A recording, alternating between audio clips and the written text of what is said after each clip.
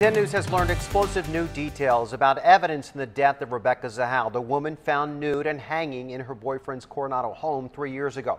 As we first told you last night at 11, her family believes an argument led to her death, not suicide. And today, attorneys for her family started the process of a civil lawsuit that they say will reveal a twisted plot of vengeance and murder. Each one of the defendants we've named have a strong motive to kill her.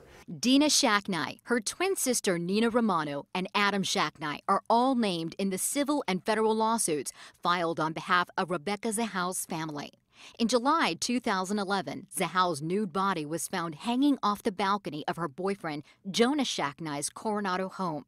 The sheriff's department and the medical examiner ruled it a suicide, but Zahau's family believes Dina, Jonah's ex-wife, Nina, and Adam, Jonah's brother, all had a hand in her brutal murder.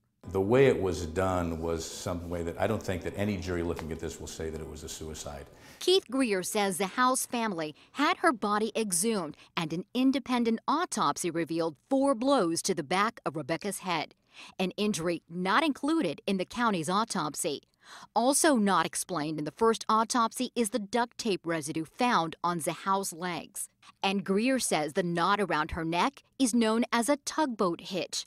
Just so happens Adam Shacknai was a tugboat captain. Which is critical to this case because one of the main reasons why the medical examiner found suicide was there was no sign of a struggle.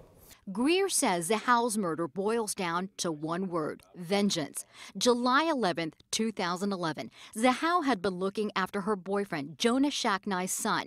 6-year-old Max fell down the stairs, went into a coma, and died several days later. That anger and vengeance, and need for vengeance, we think fueled this whole thing into a confrontation that eventually escalated into murder.